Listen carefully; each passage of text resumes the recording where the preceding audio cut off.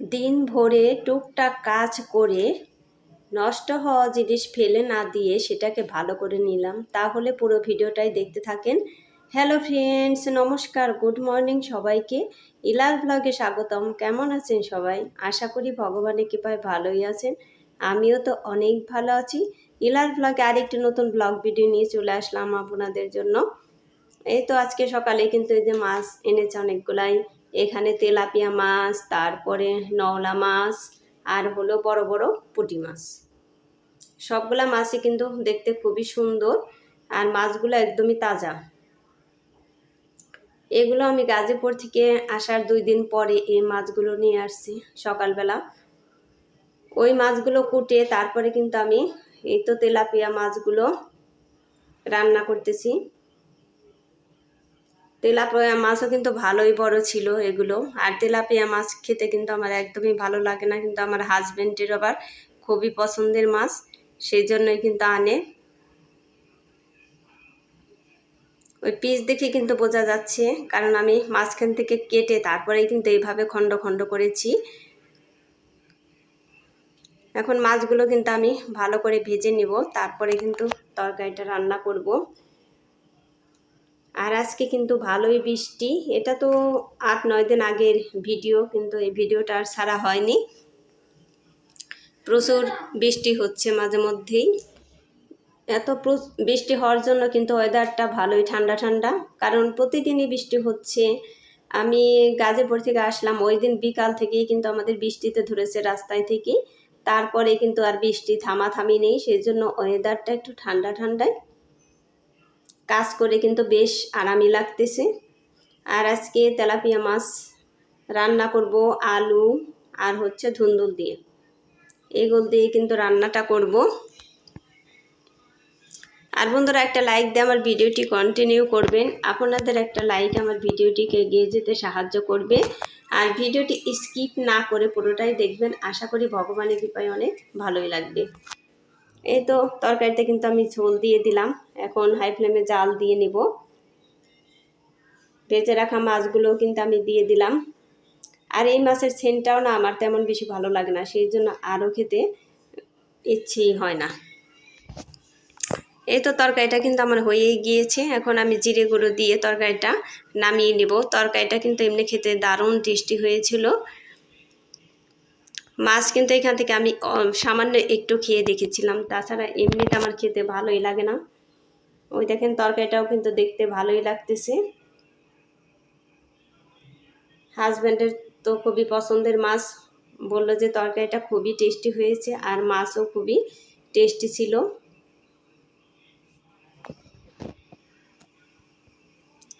এই তো এখন আমি কিন্তু উচ্ছেগুলো ভেজে নিচ্ছি। কালো জিরে সোমবার দিয়ে উচ্ছেগুলো ভেজে নিচ্ছি। আজকে কিন্তু মিষ্টি আলু নেই, সেই জন্য খালি উচ্ছেই ভেজে নিব। আর খালি উচ্ছে ভাজাই কিন্তু ভালো, আর ভালো কাসুন দিয়ে আছে, সেই জন্য কিন্তু খেতে দারুণ টেস্টি লাগে।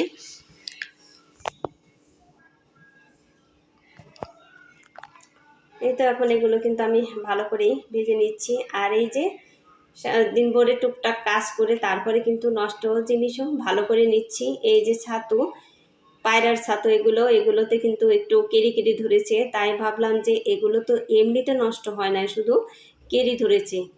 সেই জন্য ভাবলাম যে একটু ছাদে নিয়ে এগুলো ছেঁকে তারপরে ভালো করে নেই, কারণ এগুলো ছেঁকে নিলেই কিন্তু একদম ভালো হয়ে যাবে। শুধু কেরি ধরেছে তা না হলে কিন্তু আর এগুলোতে কোনো গন্ধও হয় না, কারণ এবারের ছাতু, সেই জন্য তো নষ্ট হওয়ার কোনো সম্ভাবনাই নেই।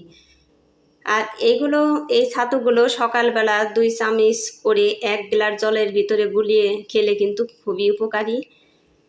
আমি মাঝে মধ্যে এই 2 চামচ ছাতু আর 2 চামচ চিনি দিয়ে গুলায়ে আমি কিন্তু চুমুক দিই, তাতে কিন্তু ভালোই লাগে।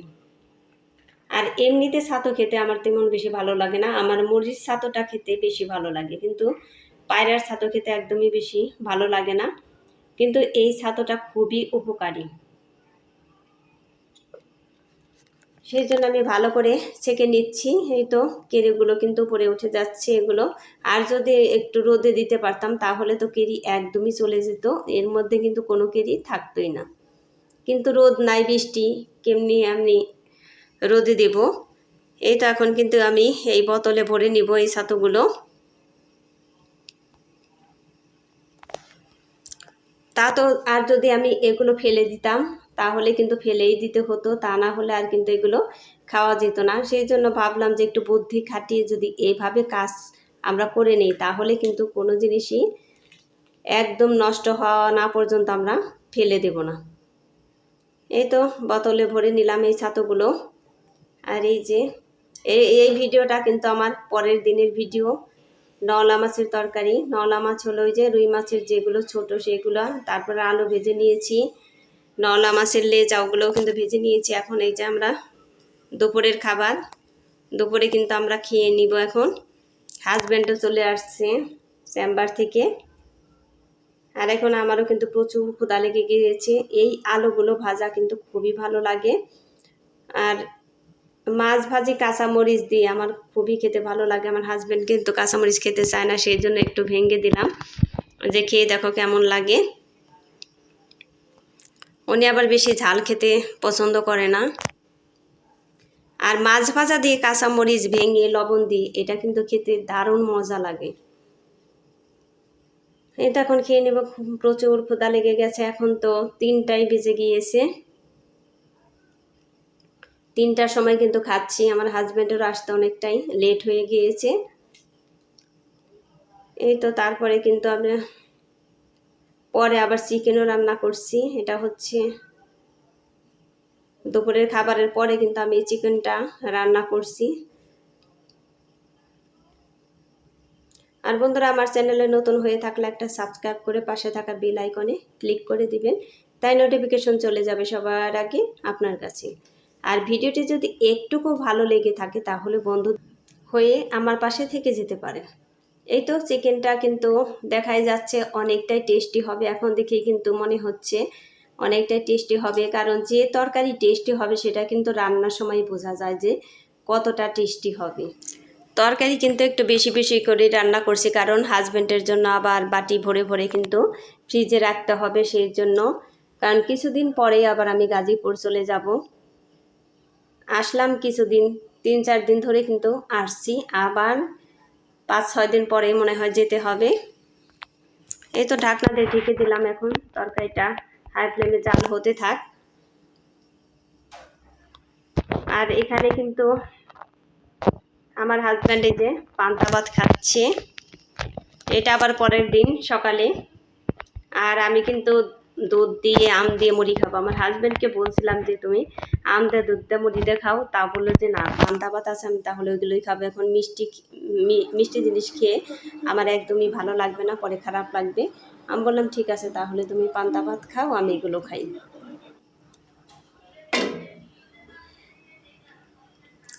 এই তো তারপরে যে চিকেনটা কিন্তু অনেকটাই সুন্দর হয়েছে আর খেতেও দারুণ টেস্টি হয়েছিল। তারপরে এই যে কাঁকরোল ভাজি, এখানে চিকেন আর আমের চাটনিও রান্না করা হয়েছে।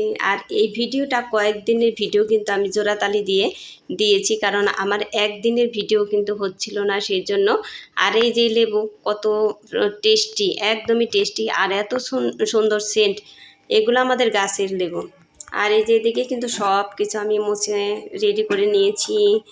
ভাতটা শুধু নাড়া দিয়ে নেই, কেবলই বসিয়েছি ওখানে। এই যে পাটায় বেটেছি তাই ধুয়ে নিয়েছি। চুলা টুলা সবই কিন্তু আমি পরিষ্কার করে নিয়েছি।